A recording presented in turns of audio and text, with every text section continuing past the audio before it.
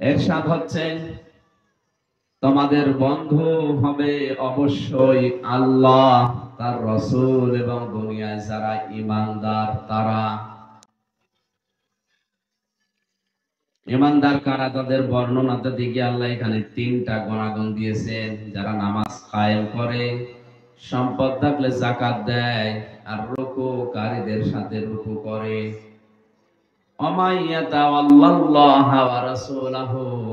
কোন মানুষ যদি এই বক্তব্য শোনার পরে মুখ ফিরিয়ে চলে যায়, সে যেন জেনে রাখে আমি আল্লাহ, আমার রাসূল এবং ঈমানদার যারা, এদের দল অবশ্যই দুনিয়ায় গালেব হবে। জোরে বলে সুবহানাল্লাহ।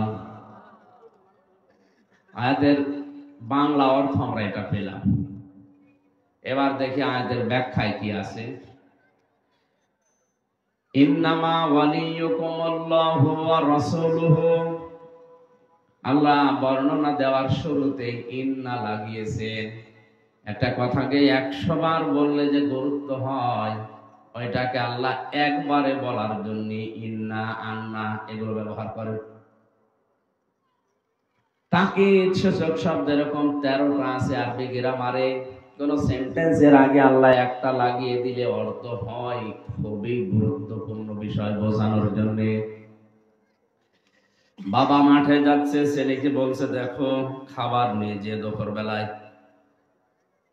সারাদিন পরিশ্রম করে এসে দেখে ও খাবার তো নিয়ে যায়নি, মার্বেল খেলছে। কি খেলছে? মার্বেল বলছেন না, এই গুলি। বাবা ডাক দিয়ে বলবে বেটা তোরে আমি 100 বার বললাম, তারপরও কথা শুনলি না। কয়বার বলেছি? 100 বার। একবার। কয়বার? বাবার ওই একবারের কথা 100 বারের গুরুত্ব ছিল। কারণ দুপুর বেলা কাজ ছেড়ে আসলে কাজের ক্ষতি হবে। ছেলে যেহেতু ফেরি আছে, এই জন্য ওর এই কথা জানিয়েছে। আল্লাহ রাব্বুল আলামিন 100 বার বলতে পারতেন তোমাদের বন্ধু আমি আল্লাহ, রাসূল, ঈমানদারেরা। 100 বার রিপিট করলে কেমন হয়ে যায়। আল্লাহ রাব্বুল আলামিন ওইটা বোঝাতে একবার এই শব্দের শুরুতে ইন্না লাগিয়ে দিয়েছেন।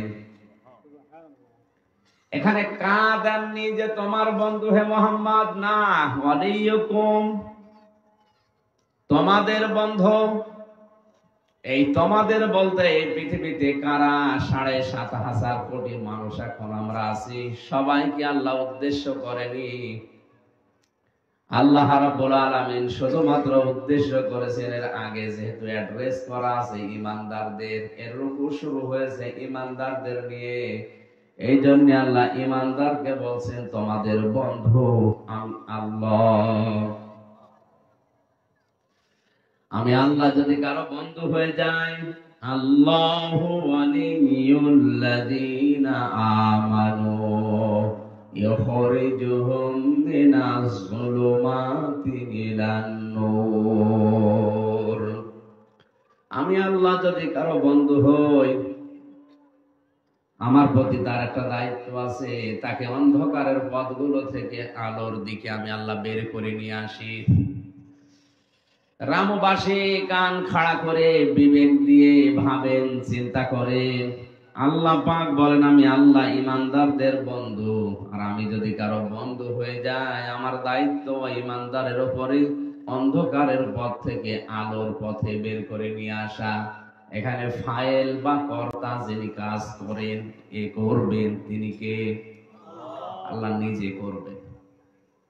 যত তাফসীর আছে পৃথিবীতে সব মুফাসসির এই জুলুমাতের ব্যাপারে একমত। দুনিয়ায় যত নিয়ম নীতি করা আছে, যত ধর্ম আছে, ইসলাম বাদ দিয়ে আল্লাহর কাছে সব অন্ধকার। এই জন্য কোন মানুষকে যদি আল্লাহ বন্ধু হিসাবে গ্রহণ করে, এর বাস্তবতা দেখলে বুঝবেন লোকটাকে মানুষের তৈরি করা নিয়ম কানুন, আইন নীতি নিয়ে যারা রাজনীতি করে, সমাজনীতি করে, পরিবার নীতি চালায়, ওগুলো থেকে যখন ও বের হয়ে আল্লাহর নিয়ম নীতির দিকে ফিরে আসতেছে, বুঝবেন লোকটাকে আল্লাহ ভালোবাসা আরম্ভ করেছে। সূরা আলে ইমরানের 185 নম্বর আয়াতের ব্যাখ্যা আল্লাহ দিয়েছেন, ফামান যুহজিহা আনিন নারি ওয়া উদখিলাল জান্নাহ জান্নাতা ফাকাদ ফাজ ওমাল হায়াতুদ দুনিয়া ইল্লা মাতাউল গুরুর। কোন মানুষকে আমি আল্লাহ বাঁচিয়ে দিলাম, তার মানে কাউকে যদি জাহান্নামের কাজগুলো আস্তে আস্তে ছেড়ে দিয়ে জান্নাতের কাজে আস্তে আস্তে আগিয়ে দেয়, বুঝবেন আমি ওই লোকটার জীবন সফল করে দিয়েছি। আমার এই 33 বছর বয়স, এই বয়স পর্যন্ত আমি যত ভালো কাজ করেছি, আমার দৃষ্টিতে, কোরআনের দৃষ্টিতে, আমার বিবেকের দৃষ্টিতে যত ভালো ভালো কাজ আমি করেছি, নামাজ পড়া, রোজা রাখা, মানুষকে সাদকা করা, যত ভালো কাজ করেছি, এটা কবুল হয়েছে কিনা জানার একটা পদ্ধতি আছে। কয়টা? এই কথা বুঝতেছেন? আমার জীবনের এই ভালো কাজগুলো আসলে আল্লাহর দরবারে কবুল হয়েছে কিনা জানার পদ্ধতি বললাম কয়টা? হ্যাঁ, একটা। চারটা বলছে কি? এ পদ্ধতির ভেতরে আল্লাহ কোরআনে কারীম জানিয়েছে, তুমি যদি মানুষের সাথে হাসি মুখে কথা বলো, ভালো ব্যবহার করো, যদি তোমার এই আচরণটা শুরু হয়, মানব সমাজে বুঝবে তোমার জীবনের ইবাদত কবুল হয়ে গেছে। আর যদি কর্কশ ভাষী হয়, মানুষের সাথে কথা বললে গরম দিয়ে কথা বলে, ওর আচরণ ভালো নাই, রূঢ়, রুষ্ট, কর্কশ, বুঝতে হবে ওর জীবনের ওই ভালো কাজগুলো এখনো আল্লাহ পছন্দ করেনি। কথা যদিও আমি নরম ভাষায় বলেছি, এটা যে কত ওয়েটওয়ালা কথা, কত ওজনওয়ালা কথা, যাদের মাথায় মগজ আছে তারা টের পাচ্ছেন। আমার জীবনের ভালো কাজগুলো কবুল হয়েছে কিনা আল্লাহ নিজে জানিয়েছেন। যখন তোমার আচরণ মানুষের সাথে ভালো হবে, তুমি দেখবে যে ভালো হচ্ছে, বুঝবে আপনার জীবন আল্লাহর কাছে ভালো লেগেছে। মানুষের জীবনে সফলতা বেশি দিন বেঁচে আছে না, মানুষের জীবনের সফলতা বেশি দিন ক্ষমতায় আছে না। 4-5টা বিয়ে করেছে আমার কুষ্টিয়ার এক হারামজাদা, 7টা বিয়ে করে সংসার চালাচ্ছে। ওর যে মাজায় আল্লাহ কি জোর দিয়েছে আল্লাহ জানে। 7 বিয়ে করিস, আমাদের একটাই টেকে না। আরো কয় বিয়ে করিস? এটা জায়েজ না হারাম? একসাথে সর্বোচ্চ 4টা রাখা যায় না, আর 7টা নিয়ে করছে। ও বলছে আমার মায়ের মান্যত ছিল, আমি 7টা বিয়ে করবো, আমি করিস।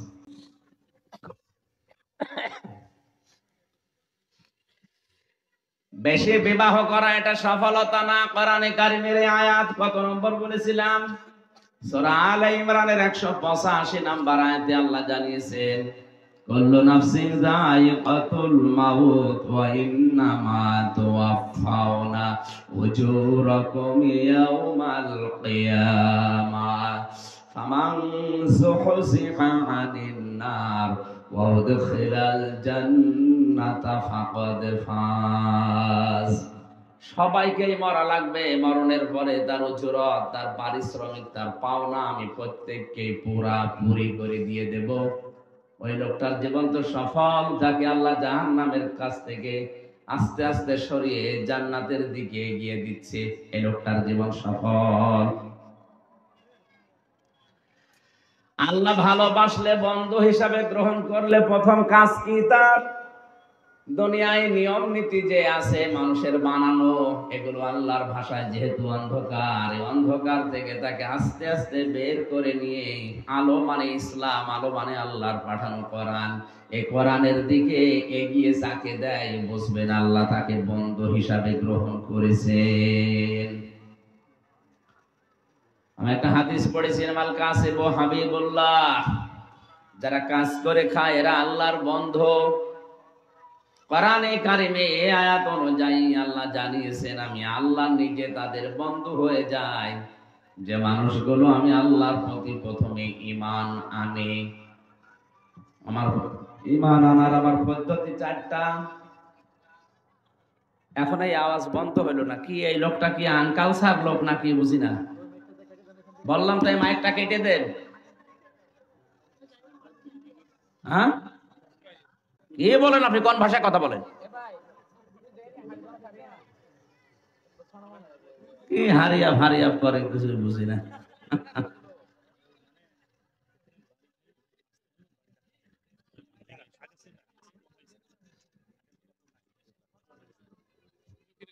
মায়ানমারের পাশে তো, মায়ানমার পাশে নাই এগুলো? এদের ভাষা কথা বোঝায়, আর একজন দোভাষী লাগবে।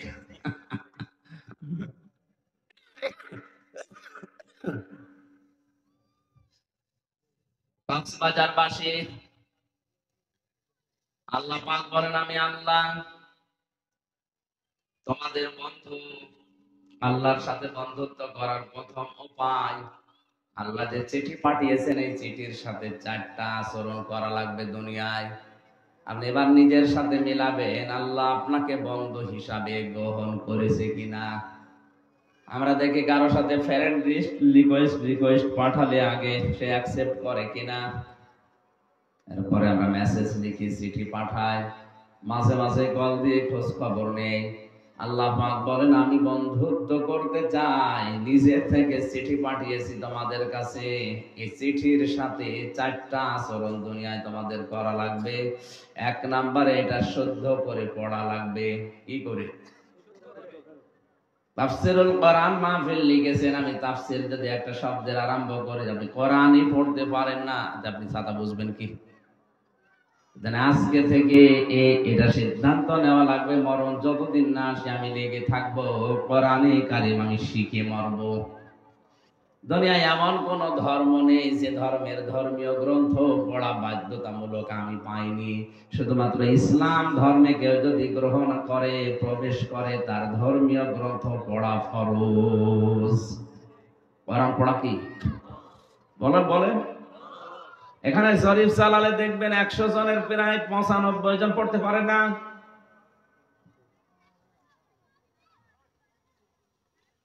নারী হোক পুরুষ হোক যেই হোক না কেন, আপনাকে কোরআনের জ্ঞান অর্জন করাই লাগবে। এটা নামাজ পড়ার মতো, রোজা রাখার মতো, মাস্ট বি ফরজ। এটা কি? এ ফরজ দায়িত্ব যদি আপনার জীবনে না থাকে, সামনে যে দিন আসতেছে, শিক্ষা ব্যবস্থা নিয়ে যে ষড়যন্ত্র বিশ্বের মুসলিম দেশগুলোতে আরম্ভ হয়েছে, তার কিছু নজির আপনি পেয়েছেন অলরেডি। আগামী 10 বছরের ভেতরে আপনার ছেলে আল্লাহর পরিবর্তে কি বলে ডাকবে আপনি নিজেও টের পাচ্ছেন না। সুতরাং এখনো যদি পরবর্তী ভবিষ্যৎ প্রজন্মকে আপনি অন্তত রেখে যেতে চান জায়গা মতো, সর্বপ্রথম তাকে কোরআনের শিক্ষা দেওয়া বাধ্যতামূলক করেন। ওরে হাফেজ বানানো লাগবে ফরজ না, ওরে মাওলানা মুফতি বানানো লাগবে ফরজ না। যতটুকু কোরআনে কারীম জানলে, ইসলাম জানলে দুনিয়ায় চলা যায়, এতটুকু তাকে শেখাতেই হবে। এজন্য আহ্বান জানাচ্ছি, এলাকায় যদি মাদ্রাসা এরকম না থাকে আশপাশে তৈরি করেন। টাকা পয়সা আপনি কি করবেন 50 বছর পরে? এগুলো তো রেখে চলে যাওয়া লাগবে। এমন এমন কাজে রাখা দরকার, অন্তত 100 বছর পরে যেন আপনার কবরে আল্লাহ শান্তি দিতেই থাকেন। এই প্রজন্মগুলো, বিশেষ করে আপনার সন্তান, আপনার নাতি, নবীজি বলেছেন 3টা জিনিস কখনো বন্ধ হয়ে যায় না, সাদগায়ে জারি হিসাবে জারি থাকে। তার একটা হচ্ছে নেককার সন্তান, নেককার নাতি। যারা মারা যাবার পরে এরা যখন কোরআন পড়বে, দোয়া করবে, বুঝবে, ভালো ভালো কাজের আঞ্জাম দেবে, আপনি কবরে বসে সওয়াবগুলো পাবেন। এই জন্য আমাদের নিজেদেরকেও বাঁচাতে হলে অন্তত সন্তানগুলোকে কোরআন পড়ানো শেখানো উচিত। এরা যদি 1 থেকে 5 পর্যন্ত অন্তত ওই সমস্ত জায়গায় না দিয়ে কোরআন যেখানে পড়ানো হয়, বোঝানো হয়, এরকম কিছু তৈরি করে দেন, ভেদটা যদি মজবুত হয়ে যায়, ও 6, 7, 8, 9, 10 পর্যন্ত যাই পড়ে পড়ো, পরে আপনি টলাতে পারবেন না। রামবাম নাস্তিকরা যে উদ্দেশ্য নিয়ে যে গভীর ষড়যন্ত্র এটা আরম্ভ করেছে, ওদের উদ্দেশ্য সফল হবে না। আমি জানি এখানে যারা আছে এই কথার ওজন আপনি টের পাননি। এটা যেহেতু ভিডিও হচ্ছে, রেকর্ড হয়ে চলে যাবে, কালকেই যাবে নাস্তিকের কানে। যারা এই গোপন ষড়যন্ত্রে মেতেছে ওদের টনক নড়ে যাবে কালকে। ওরা কালকেই দেখবেন উল্টা পাল্টা বিষয় দিয়ে শুরু করবে বিভিন্ন জায়গায়। আমি শুধু আপনার উদ্দেশ্য করে এখানে বলি না, এটা মিডিয়া আছে এই কারণে বললাম। ওরা যেমন ষড়যন্ত্র করছে, আমরা উচিত জবাব দেব। আমাদের ছেলে মেয়ে যাদের ৯৬% মুসলমান এই দেশে, আমরা ৪% অন্যান্য জাতি আছে, ওরা কিছু করতে পারবে না। অন্তত আমরা আল্লাহ রাসূলকে যারা বিশ্বাস করেছি বন্ধু হিসাবে পেতে চাই, পরবর্তী প্রজন্মগুলোকে যেন কোরআনে কারিমটা ওদের হাতে রেখে যেতে পারি, ওই ব্যবস্থা করা দরকার। দ্বিতীয় নম্বরে, আল্লাহর বন্ধু যদি কেউ দাবি করে, আল্লাহ যে চিঠি পাঠিয়েছেন, আমি শর্ত বলেছিলাম কয়টা? বলেন বলেন। আল্লাযীনা আতাইনাহুমুল কিতাবা ইয়াতলুনাহু হাক্কা তিলাওয়াতি উলাইকা ইউমিনুনা বিহি ওয়া মান ইয়াকফুর বিহি ফাউলাইকা হুমুল খাসিরুন। সূরা বানী ইসরাঈলের 121 নম্বর আয়াতে আছে, আমি আল্লাহ যাদের কিতাব দিয়েছি তারা এর হক আদায় করে তেলাওয়াত করে। কি করে? তেলাওয়াত মানে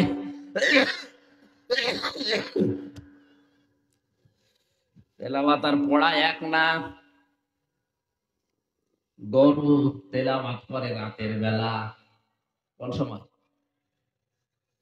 আমার ভাষা বোঝা যাচ্ছে না মনে হয়। গরু তেলাওয়াত করে কোন সময়? কি কখন পড়ে? ও তো দেখি না। এই যে জাগর কাটে বলে না, সারাদিন বিভিন্ন লতা পাতা ঘাস এগুলো খাবার পর রাতের বেলা বসে বসে দাঁড়িয়ে দাঁড়িয়ে কি কাটে? জাগর কাটাকে আরবিতে তেলাওয়াত বলা হয়। আপনি দুনিয়াতে দিনের বেলায় রাতের বেলায় যাই করবেন না কেন, ওইটাকে বারবার রিপিট করে বাস্তব প্রেক্ষাপটে ওটা মিলাতে চেষ্টা করে, বারবার ওটা রিপিট করে, ওই জাগর কাটার মতো শুরু করে, এটা তেলাওয়াত হবে। আল্লাহ বলেন, এই তেলাওয়াতকে যদি কেউ হক আদায় করে করে, তারাই শুধু আমি আল্লাহর কোরআনে বিশ্বাস করে। তাহলে তেলাওয়াত যারা হক আদায় করে করে না, ওরা আর যাই করুক না কেন, কোরআন বিশ্বাস বলে না কেন? না। আল্লাযীনা আতাইনাহুমুল কিতাবা ইয়াতলুনাহু হাক্কা তিলাওয়াতি, আমি যাদেরকে কিতাব দিয়েছি তারা এই কিতাব হক আদায় করে তেলাওয়াত করে। উলাইকা ইউমিনুনা বি, এই মানুষগুলোই আমার এই কোরআনে বিশ্বাস করে। ৯৬% মুসলমান এই দেশে, আমরা হাত তুলতে বললে সবাই বলি কোরআনে বিশ্বাস করি না। আপনি মুখে বললে হবে না, এটা বলা লাগবে কার? বলেন বলেন। আল্লাহ বলেন, এরাই কোরআনে বিশ্বাস করে যারা হক আদায় করে তেলাওয়াত করে, জাগর কাটে। হক আদায় করার 4টা আমি পেয়েছি তাফসীরের ভেতরে অর্থ। ওই 1 নম্বরে, কেউ যদি হক আদায় করতে চায় কোরআনের, তাকে পড়তেই হবে, মাস্ট বি। অন্তত এখন থেকে মরণ পর্যন্ত প্রতিদিন। মেয়েদের শুধু ওই 3 দিন 7 দিন 10 দিন যে ছুটি থাকে, ওই ছুটি বাদ দিয়ে একটা দিনও যেন কোরআনের 3টা আয়াত 5টা আয়াত 10টা আয়াত পড়তে আমরা ভুলে না যাই। কি কথা বলেন? দুনিয়ার কোন বই পড়লে, কোন কিতাব পড়লেই সওয়াব হবে আমি পাইনি, কিন্তু কোরআনে কারিমের ব্যাপারে আছে, কেউ যদি বুঝে পড়ুক না বুঝে পড়ুক, তেলাওয়াত করলে প্রতি অক্ষরে 10টা করে নেকি হবে। এখন টাকার কদর আছে, এজন্য টাকা আমাদের কাছে খুব দরকার। মরণের পরে এই টাকা না, মরণের পরে কদর থাকবে নেকির। কিসের কথা বলা লাগবে? ইয়াউমা ইয়াফিরুল মারউ মিন আখিহি ওয়া উম্মিহি ওয়া আবিহি ওয়া সাহিবাতিহি ওয়া বানিহি লিকুল্লি ইমরিইন মিনহুম ইয়াউমাইযিন শাআনুন ইউগনি। সূরা আবাসার ভেতরে আল্লাহ জানিয়েছেন, কিয়ামত যেদিন কায়েম হবে, মানুষ পালাতে থাকবে আপনজনদের কাছ থেকে। দুনিয়ায় বিপদে পড়লে মানুষের মনে হয় আপনজনের কথা, আর মরণের পরে মানুষ যখন কঠিন বিপদে পড়বে, ফাকাইফা তাত্তাকুনা ইন কাফারতুম ইয়াউমা ইয়াজআলুল ওয়ালদানা শিবা। সূরা মুজাম্মিলের ভেতরে আছে, আল্লাহ পাক বলেন কিয়ামতে এত জালজালা, এত কঠিন অবস্থা তৈরি করব, যুবক মানুষ বুড়ো হয়ে যাবে। কি হয়ে যাবে? এই কঠিন অবস্থায় মানুষ আগে পালাতে থাকবে তার আপনজন দেখলেই। কারণ দুনিয়ার এই বিচার ব্যবস্থা আর আল্লাহর বিচার পুরাটা আলাদা। দুনিয়ার আদালতে আগে মানুষ আপনজন খোঁজে, এই কথা বলা লাগবে। আর মরণের পরে আল্লাহর যে বিচার ব্যবস্থা, এখানে মানুষ আগে আপনজন না, আপনজন দেখলেই পালাবে। শুধু পালাবে না, ফাইদা নফিখা ফিস সূরি ফালা আনসাবা বাইনাহুম ইয়াউমাইযি ওয়ালা ইয়াতাসাআলুন। যারা আরবি গ্রামার বোঝে, নসব আনসাব দিয়েছেন আল্লাহ। যত রকমের সম্পর্ক আছে দুনিয়াতে, শ্বশুরের দিক থেকে, বাবার দিক থেকে, মায়ের দিক থেকে, নিজের স্ত্রীর দিক থেকে যত রকমের সম্পর্ক আছে, সব সম্পর্ক সিংহায় ফুৎকার দেওয়ার পরে কাট হয়ে যাবে। মানুষ আগে মনে করবো ওই যে আমার চাচা আসতেছে, আগে পালাবে। ওই যে আমার বাবা আসতেছে, আগে পালাবে। তাফসীরে খাসের মুফাসসির লিখেছেন এমনও হবে অবস্থা, মানুষ নিজের মায়ের পা ধরে 500 বছর পরে থাকবে। কত বছর? 500 বছর পরে ওর মুখের উপরে লাথি দিয়ে বলবে, দুনিয়া আমার বিয়ে হয়নি, তোরে পাবো কোথায়? এখানে এফেরো শব্দের ব্যাখ্যা আছে, মাজা তুলে দৌড় দেওয়ার নাম এফেরো। এই যে বাঘ দেখলে, সাপ দেখলে মানুষ যেভাবে দৌড়ায়, এফেরো শব্দের শাব্দিক অর্থ এইটা। কিয়ামতের ময়দানে মানুষ ঠিক আপনজন দেখলে এইভাবে দৌড়াবে। শুধু দৌড়াবে তা না, এখানে মায়ের কথা, বাবার কথা, স্ত্রীর কথা, সন্তানের কথা, বন্ধুর কথা, নেতার কথা, এরপরে দুনিয়ার মানুষের কথা। 7 প্রকার মানুষের নাম আছে আয়াতগুলোতে। বাংলার মুসলমানেরা যদি বিবেক থাকে, আপনি দেখেন এই 7 প্রকার মানুষের কাছে আমরা আগে যাই, অথচ এরাই আগে পালাবে। সবচাইতে আপন যাদেরকে আমরা মনে করি, বিশেষ করে মা। কে? আরো বলে, এ মা বলবে তুই চলে যা, একটা নেকি হাফ নেকি দেওয়ার আমার সম্ভব না, আমারই কি হবে আমি এখনো জানি না। এই জন্য নেকি কি দরকার এটা এখন টের পাওয়া যাচ্ছে না, চোখ বন্ধ হলে টের পাওয়া যাবে। সময় যেহেতু আছে, চোখ বন্ধ করার আগে কোরআনে কারিম পড়ে আপনি নেকিটা কামাই করে নেন। মান কারাআল কোরআন হারফান ফালাহু 10 হাসানাত। কোন মানুষ যদি কোরআনের একটা অক্ষর পড়ে, কমপক্ষে আল্লাহ খুশি হয়ে 10টা নেকি লিখে দেয়। অন্যান্য হাদিসে আছে, আল্লাহ যদি ওকে বেশি লিখে দিতে চায়, কত দেবেন বেগায়রি হিসাব, এটা আল্লাহ ছাড়া কেউ জানে না। দুনিয়ায় রামায়ণ পড়লে, কোন হাদিসের বই পড়লে, সাধারণ জেনারেল কোন বই পড়লে এই সওয়াব হবে 10টা করে। আমি অন্তত পাইনি, আর এটা নেইও। এই একটাই মাত্র কিতাব আল্লাহ কোরআনে কারীম দুনিয়ায় দিয়েছেন, পড়লে সওয়াব হয়। বুঝে পড়ে আর না বুঝে পড়ে। ইমাম মালিক রাহমাতুল্লাহ আলাইহি আল্লাহকে 100 বার স্বপ্ন দেখেছিলেন। কতবার? 100 বার উনি রিপিট করেছেন, আল্লাহ তোমার কাছে সব চাইতে বেশি ভালো কাজ কোনটা? আল্লাহ 100 বারে জবাব দিয়েছে, ইমাম মালিক রে, আমার কাছে সব চাইতে বেশি ভালো লাগে মানুষ যখন কোরআন পড়ে। দুনিয়ায় এমন কোন দিকে আমি এত বেশি নজর দিয়ে থাকি না, যত বেশি নজর দিয়ে থাকি মানুষ যখন কোরআন পড়ে ওই অবস্থায়। এই জন্য হক আদায় করে যদি আমরা পড়তে চাই, 1 নম্বরে শুদ্ধ তেলাওয়াত করা লাগবে। 2 নম্বরে শুধু পড়লে হবে না, এটা বুঝতে হবে। এটা কি করা লাগবে? বোঝার মতো মানুষের সংখ্যা এখন নেই। 100 জনের 95 জন তো পড়তে পারে না, আর বাকি আছে 5 জনে, 5 জনের 4 জন আছে পড়ে বোঝে না। 1% বোঝে পড়ে, তাও সঠিকভাবে গবেষণার নিয়তে পড়ে না। অথচ কোরআন শুধু পড়ার জন্য আল্লাহ বলেননি, আফালা ইয়াতাদাব্বারুনাল কুরআনা আম আলা কুলুবিন আকফালুহা। সূরা মুহাম্মাদের 47 নম্বর আয়াতে আল্লাহ বলে জানিয়েছেন, কি হয়েছে তোমাদের? কোরআন নিয়ে কেন চিন্তা ভাবনা করো না? কোরআনের কাছে কেন এসে গবেষণার দৃষ্টিতে বসো না? তোমাদের অন্তরে কি তালাবদ্ধ করা?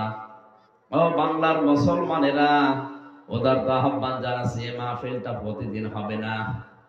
আজকে যেহেতু 1 বছর পরে হচ্ছে, হাতে পায়ে ধরে হলেও বলছি, আপনি যে অবস্থায় পারেন না কেন কোরআন পড়া শেখেন, কোরআন বোঝা শেখেন। আজকে থেকে সিদ্ধান্ত নিয়ে বাড়ি যাওয়া লাগবে। মরণের আগে হলেও একবার পড়া কোরআন আমার মাতৃভাষায় আমি অর্থটা শেষ করব। জেলখানায় থাকা অবস্থায় অনেকগুলো মানুষকে পরামর্শ দিয়ে পড়িয়েও ফেলেছিলাম। তারপরেও যেহেতু আমরা একটা রেস্ট্রিকশনে ছিলাম, আটকা জায়গায় থাকতাম, কিছু কিছু মানুষ রিস্ক নিয়ে আসতো। যতটুকু তাদের পেরেছি বলেছি এটা শেষ করেন। পড়া কোরআনটা মাতৃভাষায় একবার অর্থ পড়েন, ব্যাখ্যা যদি নাও সময় পান, প্রতিদিন 3-4 আয়াতের অর্থ পড়লে দেখা যাচ্ছে বছরে আপনার শেষ হয়ে যাবে। তাহলে এই দেশে আপনাকে কে আবার ধোঁকা দিয়ে বোকা বানিয়ে শিরিক বেদাত করাতে পারবে না। কারণ আল্লাহর গ্যারান্টি, আমি আল্লাহ যাদেরকে চিঠি দিয়েছি, চিঠি যদিও পড়ে আর বোঝে, বন্ধু হবে কে? শর্ত 2টা বললাম, এখনো আছে কয়টা? শুদ্ধ করে পড়া, বুঝতে হবে এটা। এখন যদি বলেন এত কঠিন বিষয়, লক্ষ লক্ষ শব্দ আমি মুখস্থ করবো এই বুড়ো বয়সে, না। খুব বেশি হলো 250 শব্দের অর্থ যদি আপনার আয়ত্তে থাকে, পড়া কোরআন শরীফ আপনি দেখলে বুঝবেন যে আল্লাহর বক্তব্য এইটা। প্রতিদিন 3-4টা শব্দ করে মুখস্থ করেন। ইন্না মানে কি, আন্না মানে কি, কান্না মানে কি, এরকম শব্দগুলো খুব বেশি না, 250-র মতো আছে। একটু নিয়ত করে শুরু করেন। এখন যদি মনে করেন সময় নেই, প্রতিদিনে 24 ঘন্টা 5 মিনিট সময় বের করেন, 5টা শব্দ মুখস্থ করব। আপনি তাহলে তালবে এলেম হয়ে যাবেন। এখনো তো 60 বছর বয়স, আমার তালবে এলেম। হ্যাঁ, আপনি তালবে এলেম, এলেম তলবকারী। এই অবস্থায় যদি মরণের আগে আপনি শিখতে শিখতেই মারা যান, শেখা যদি নাও হয়, তারপরও আপনি কিয়ামতের দিন তালবে এলেম হয়ে উঠবেন, যাদের কোনো বিচারও হবে না, হিসাবও হবে না। তালেবে এলেমের মর্যাদা আল্লাহর নবী এত বেশি দিয়েছেন। কোন রাস্তা দিয়ে যদি তালেবে এলেম হেঁটে যায়, ওই রাস্তার পাশে ফেরেশতারা নিজেদের পর বিছিয়ে দেয়। এখন এই 60 বছরের লোক যদি বলে আমি বুড়ো মানুষ, আমার পায়ের নিচে বিছিয়ে দেবে। হ্যাঁ, আপনি বুড়ো চাই কি, আপনি তালবে এলেম, তালবে এলেম না? নবীজি কিন্তু 5 বছর 7 বছর 10 বছরের ছেলে মেয়েরাই শুধু তালেবে এলেম তা বলেন নাই। তালাবুল ইলমি ফারিদাতুন আলা কুল্লি মুসলিমিন ওয়া মুসলিমাতিন। ছেলে হোক মেয়ে হোক, দ্বীনের ইলম তলব করা এটা নফল কাজ না, এটা ফরজ। এটা কি? একেবারে সহজ জিনিস। খুব বেশি কঠিন হলে আল্লাহ বারবার এই কথা কোরআনে বলতেন না। ওয়ালাকাদ ইয়াসসারনাল কুরআনা লিযিকরি ফাহাল মিন মুদ্দাকির। এই কোরআন আমি সহজ করে দিয়েছি, এখান থেকে উপদেশ নেওয়ার মতো কেউ আছো কি? তাহলে যারা এই কক্সবাজার জেলাতে আসবে, আপনাকে অন্তত ধোঁকা দিয়ে একটা জিনিস বুঝিয়ে দিয়ে চলে যেতে পারবে না। আজকে থেকে আগামী বছরের এই দিন পর্যন্ত পড়া কোরআনটা মাতৃভাষায় 2-4 আয়াত করে পড়ে পড়ে, বাংলা পড়ে পড়ে আপনি শেষ করে ফেলবেন। আমি কয়েকবার মাত্র শেষ করেছি বাংলাটা। এখন আমার কাছে পুরা কোরআন শরীফের সব আয়াতই এক মনে হয়। তা আপনি যদি একবারও পড়েন, অন্তত এক মনে না হলেও বেশি তফাৎ হবে না। বন্ধ হওয়ার 2 নম্বরের শর্ত তাহলে বুঝতে হবে আপনাকে। 3 নম্বরের শর্ত দিয়েছে, এটা শুধু বুঝলে হবে না, যতটুকু বুঝবেন অতটুকু আপনার ওই জীবনে আমল করা, কাজ করে দেখাতে হবে। শুধু কাজ করে দেখালেই হবে না, 4 নম্বরে যেটা জানলেন ওটা পৌঁছিয়ে দেওয়ার দায়িত্ব নেওয়া লাগবে। শর্ত কয়টা? খুব ভালো করে খেয়াল করে। 1 নম্বরে পড়তে হবে, তাও যেমন তেমন পড়া না, কি করে? শুদ্ধ করে। বলেন, আরবি শুদ্ধ করে পড়ার সর্ব খুব বেশি হলো 12 থেকে 13টা নিয়ম আছে। আর বাকি যেগুলো কারিয়ানা পড়তে হয় প্রায় 120-22টার উপরে, পড়াটা আপনার দরকার নেই, ওগুলো ওদের দরকার। আপনি যদি একেবারেই না পারেন, অন্তত 12-13টা কায়দা কখনো গন্না হবে, কখন অক্ষর ছেড়ে যাবে, কখনো এক আলিফ টান হবে, 3 আলিফ 4 আলিফ সব মিলে 12টা। এই 12টা কায়দা না 1 মাস লাগবে যদি আয়ত্ত করতে পারেন। আর যদি মিলিয়ে মিলিয়ে ওখানে সেট করেন, আপনার কোরআন শরীফ শুদ্ধ হয়ে যাবে। দ্বিতীয় নম্বর, আপনাকে এবার বোঝার চেষ্টা চালাতে হবে। 3 নম্বরে বুঝবেন শুধু না, যে আয়াত পড়লেন ওই আয়াতটা জীবনে আমার মেলে কিনা দেখতে হবে। আমি কোরআনে পড়েছি যে সুদ খাওয়া যাবে না, ঘুষ খাওয়া যাবে না, যৌতুক নেওয়া যাবে না, এইটা আমার জীবন চলে গেলেও আমি মিলাবো। শুধু মিলাবো এতটুকু না, আরো মানুষ যেন মানতে পারে সেই ব্যবস্থা আমি করে দেব। 1 নম্বরে পড়া, 2 নম্বরে বোঝা, 3 নম্বরে আমল করা পর্যন্ত অসুবিধা নেই।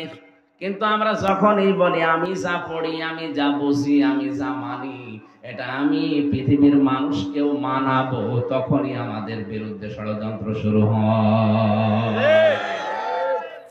আমি যতদিন কোরআন পড়েছিলাম, মাদ্রাসা লাইনে যতদিন কোরআন পড়েছিলাম, বুঝেছিলাম, কোনো অসুবিধা আমার হয়নি।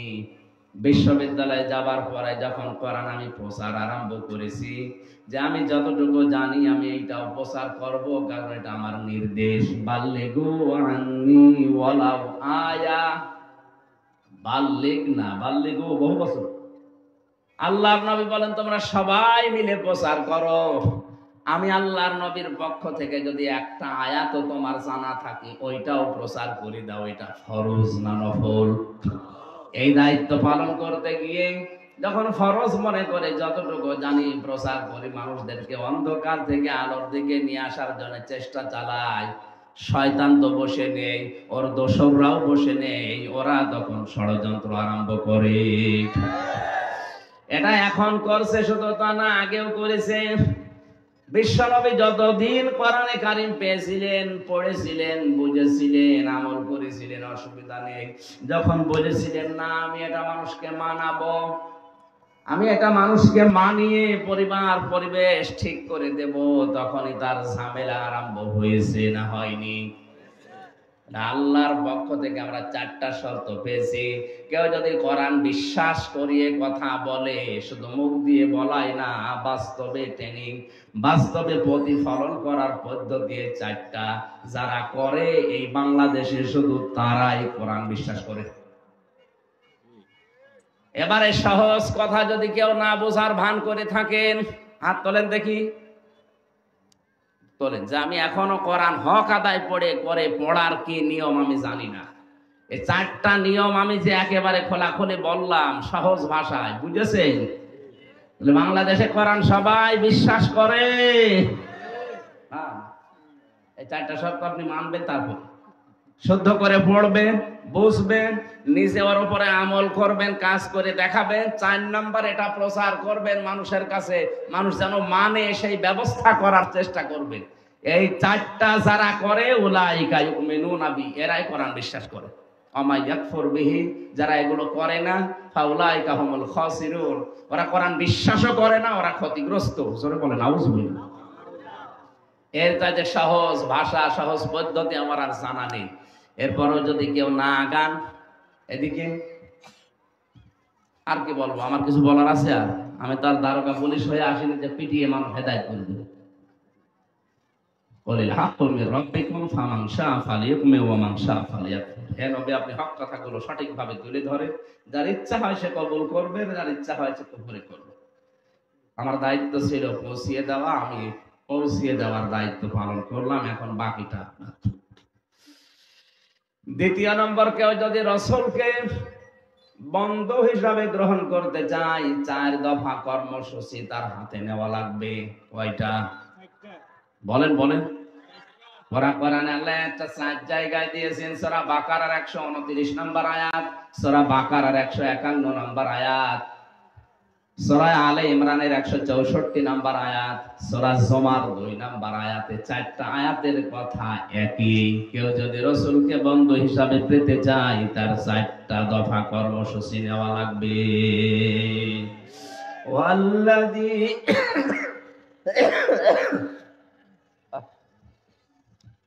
জিকির করে সুবহানাল্লাহ। এই জন্য তো ডবল 3 ডবল নিতে মানা করে, শরীর পারে না, জোর করে হয়। পানি দিয়ে কি কারণ ভেতরের অবস্থা ভালো না, পানিতে কি হয়? হ্যাঁ?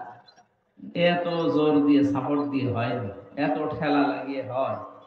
বললাম যে মাহফিল গুলো নিয়ে না, আরো কিছুদিন একটু রেস্টে থাকি। এরা জোর করে নিয়ে এসে ধুলে দেয়, পারে পারুক না পারে না পারে। এটা খেলে গলা বসে যাবে। জিকির করেন সুবহানাল্লাহ।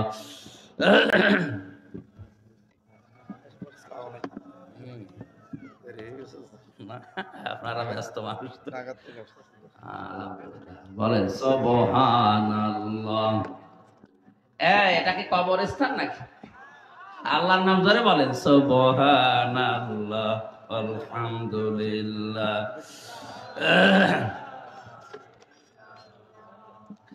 সুবহানাল্লাহ আলহামদুলিল্লাহ লা ইলাহা ইল্লাল্লাহ। সুবহানাল্লাহ আলহামদুলিল্লাহ লা ইলাহা ইল্লাল্লাহ। লা ইলাহা ইল্লাল্লাহু মুহাম্মাদুর রাসূলুল্লাহ। এই কালেমাটা অন্তত যখন পড়বেন, পোড়াটা পড়ে একবার দরুদ শরীফ পড়ুন। জীবনে কিচ্ছু যদি দুনিয়ায় মানুষ না করে, এই কালেমা যদি একবার মন থেকে বিশ্বাসের সাথে বলে, ও একদিন না একদিন জান্নাতে যাবেই। মানে অন্তত আমাদের এই পুঁজিটা তো আছে। হ্যাঁ, আমল হয়তো কম বেশি আমাদের আছে অনেকে। এই কালেমাটা পড়ার সময় মহব্বত নিয়ে বিশ্বাসের সাথে একবার বলবেন লা ইলাহা ইল্লাল্লাহ। আল্লাহ ছাড়া ইবাদত পাওয়ার মতো যোগ্যতা দুনিয়ায় কারো নেই। হিন্দুরা 12 মাসে 13 পূজা করে, 33 কোটি ওদের দেবতা, আর আমাদের কয়জন? বলেন বলেন। আপনার নামাজ রোজা নফল দান সাদকা ভালো ব্যবহার এটা কম থাকতে পারে, কিন্তু এই বিশ্বাসটা নিয়ে যদি কেউ একবার উচ্চারণ করে মরে যেতে পারে, আর এটা যদি শেষ কথা হয় তো শোনায় সোহাগা। মরণের আগে যদি কেউ মুখ ফুটিয়ে কথা বলতে পারে, ওর জীবনের 80 বছরের যত রকমের গোনা ছিল সব আল্লাহ মাফ করে দেবে, শুধু হক করে এবাদটা বাদ দিয়ে। যদি মানুষের হক নষ্ট করে থাকে, ওইটা আপনাকে আগে ফেরত দেওয়া লাগবে, তাছাড়া ওইটা মাফ হবে না। এই জন্য আমরা কালেমা পড়ার সময় অন্তত বিশ্বাস নিয়ে এই নিয়তে পড়বো যে আল্লাহ ইবাদত পাওয়ার যোগ্যতা তোমার ছাড়া আর কারণে দুনিয়ায়, সারা দুনিয়া যদি একদিকে যায়, আমি আছি একদিকে, যে আমি ইবাদত পাওয়ার যোগ্যতা শুধু তোমারে দিয়েছি। মুহাম্মাদুর রাসূলুল্লাহ আমার আদর্শকে, মুহাম্মদ সাল্লাল্লাহু আলাইহি সাল্লাম 4টা কর্মসূচি ছিল দুনিয়ায় তার বাবা হযরতে ইব্রাহিম আলাইহিস সালাম, ইসমাঈল আলাইহিস সালাম যখন কাবা শরীফ নির্মাণ করছিলেন, ওই সময় আল্লাহর কাছে একটা দোয়া করেছিলেন, রব্বানা ওয়াবআস ফীহিম রাসূলাম মিনহুম ইয়াতলু আলাইহিম আয়াতিকা ওয়া ইউআল্লিমুহুমুল কিতাবা ওয়াল হিকমাতা ওয়া ইউযাক্কিহিম ইন্নাকা আনতাল আজিজুল হাকীম। হযরত ইব্রাহিম কাবা শরীফের একটা একটা করে পাথর লাগাচ্ছিলেন, ইসমাইল পাথরগুলো তুলে দিচ্ছিলেন। এমন সময় তিনি দোয়া করলেন ওই মাকামে ইব্রাহিমের উপরে দাঁড়িয়ে, যে ইব্রাহিম আলাইহিস সালাম যে পাথরটায় উঠছিলেন, পাথরটা লিফটের মতো, উঠলেই পাথর উপরে চলে যায়, উনি পাথরটা লাগিয়ে আবার যখন নিচে নামার মনে করেন পাথরে দাঁড়ান, পাথরের নিচে নেমে যায়। লিফটে হয়তো মেশিন লাগানো ছিল, আর ওখানে ছিল আল্লাহর একটা কুদরতি মেশিন। জোরে বলেন আল্লাহু আকবার। এই যে উঠতেছিলেন, পাথর লাগাচ্ছিলেন, নামছিলেন, এই অবস্থায় একটা দোয়া করেছিলেন, সে দোয়াটা আল্লাহ কোরআনে তুলে দিয়েছেন। তিনি বললেন, রব্বানা, হে আমাদের মালিক, হে আমাদের রব, ওয়াবাস, তুমি পাঠাও, ফীহিম রাসূলাম মিনহুম ইয়াতলু আলাইহিম আয়াতিকা, তুমি আমার এই বংশে আমাদের ভেতরে এমন একজন রাসূল প্রেরণ করো যে তোমার আয়াত তেলাওয়াত করে মানুষকে শোনাবে। রাসূলকে বন্ধু হিসাবে পাওয়ার জন্য আল্লাহ যে 4 দফা কর্মসূচি দিয়েছেন, 1 নম্বরে আমি যদি রাসূলকে বন্ধু হিসাবে পেতে চাই, কোরআনে কারীম তেলাওয়াত করে মানুষকে শোনানো লাগবে। এটা আমার দায়িত্ব। এটা কি? এই দায়িত্ব হয়তো কুষ্টিয়া থেকে পর্যন্ত এসে আমার পালন করা সম্ভব না, কারণ এটা আমি চিনি না, জানি না। যারা এই ব্যবস্থাটা করে দিল কোরআন বোঝানোর, কোরআন প্রচার করার, আল্লাহ তাদেরকে এই আয়াতে শামিল করুন। জোরে বলেন আমিন। রাসূলকে বন্ধু হিসাবে পাওয়ার 2 নাম্বার পদ্ধতি হচ্ছে আল্লিমুহুমুল কিতাব, কিতাবের শিক্ষা ব্যবস্থা জারি করা। আমাদের সিলেবাসে কোরআনে কারীম 100 মার্ক থাকবে। এটা যদি মুসলিম দেশে থাকতো, ও যদি ম্যাজিস্ট্রেট হয়, ডিসি হয়, টিওন হয়, বড় বড় জায়গায় যায়, পিটিয়েও তাকে ঘোষ খাওয়ানো যাবে না। ঝিনাইদার এক টিওনের বাড়িতে একবার উপস্থিত হয়ে দেখি ওনার আমার চা দিল, সে 20 সালে চা দিয়েছে, কিন্তু নিচে কোনো পিরিচ নেই। আমি হেসে ফেলেছি। আমার হাসি দেখে এই জ্ঞানী মানুষটা বুঝে ফেলেছে, বলছো হুজুর আপনি কেন হাসেন, আমি বুঝেছি। চা দিয়েছি শুধু কাপে, কাপের নিচে পিরিচ নেই। সকালবেলা আমার ওই ছোট বাচ্চাটা পিরিচটা ভেঙে ফেলেছে। পিরিচ যে কিনবো সে টাকা আমার হাতে এখন আর নেই, অথচ আজ গতকালকে আমি একটা সই করলে 10 লাখ টাকা পেয়ে যেতাম।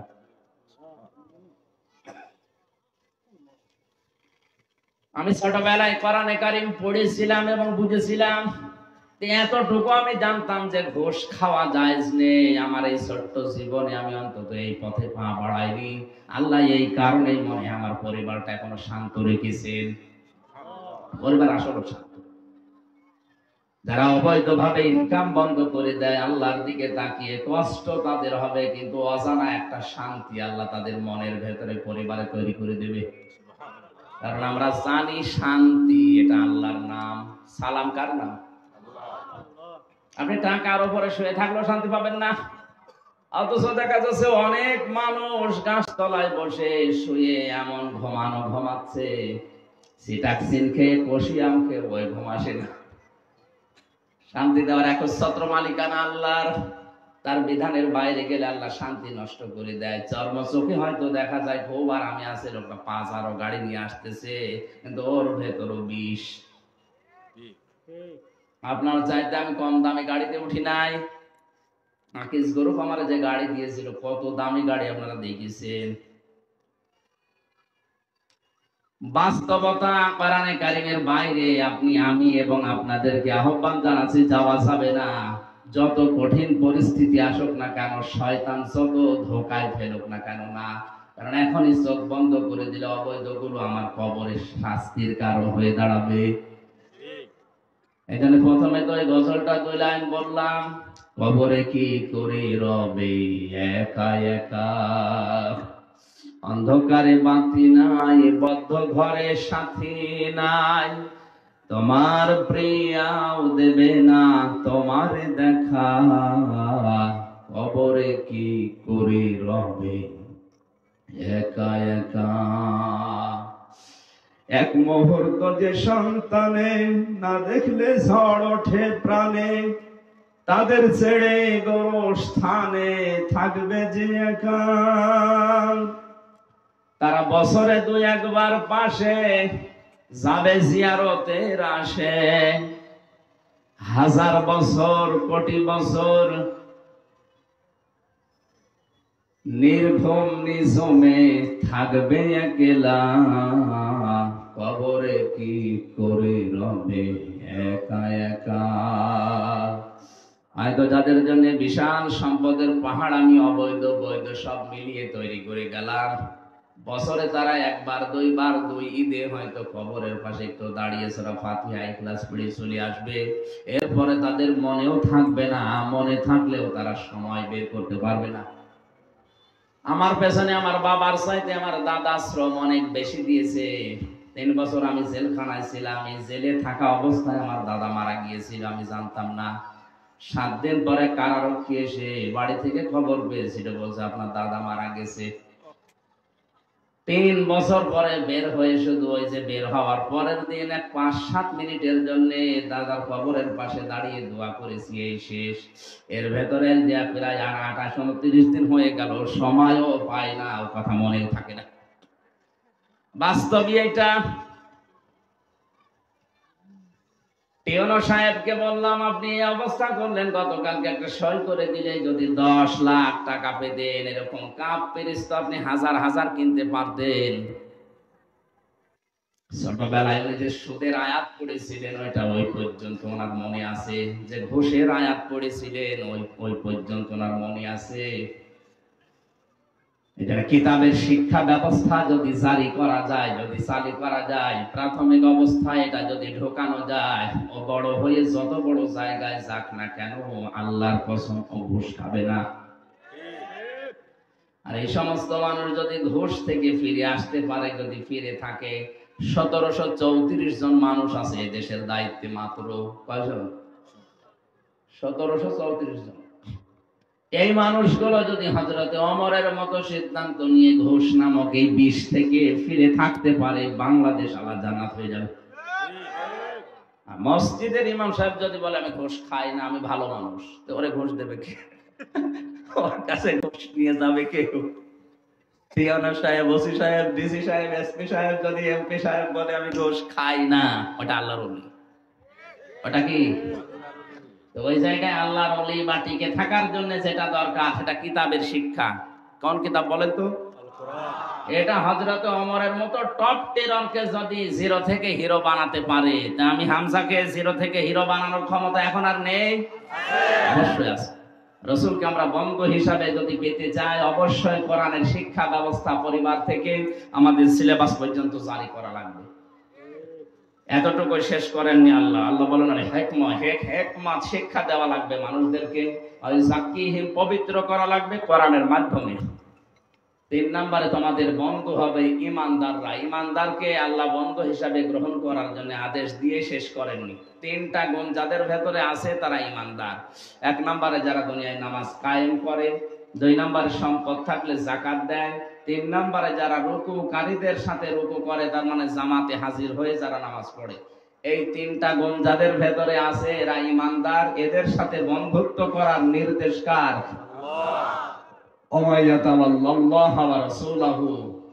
এরপরেও যদি কেউ মুখ ফিরিয়ে চলে যায়, শুনে রাখো, ফাইন্না হিজবাল্লাহি হুমুল গালিবুন। আল্লাহর দলে যারা থাকবে এরাই চূড়ান্ত বিজয়ী হবে।